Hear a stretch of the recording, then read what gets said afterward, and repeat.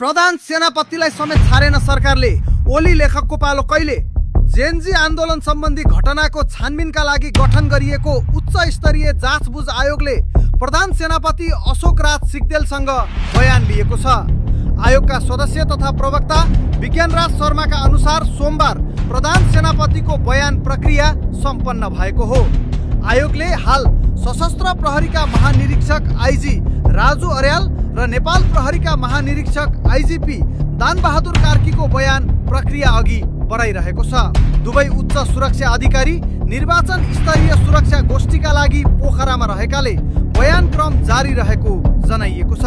यसअघि आयोगले काठमाडौँका तत्कालीन प्रमुख जिल्ला अधिकारी छवि रिजाल सहित सशस्त्र प्रहरीको कार्य विभागका प्रमुख नारायण दत्त पौडेल, डीआईजी सुरेश श्रेष्ठ, नेपाल प्रहरीका डीआईजी ओम राणा र एआईजी सिद्धि विक्रम शाहसँग बयान लिइसकेको छ।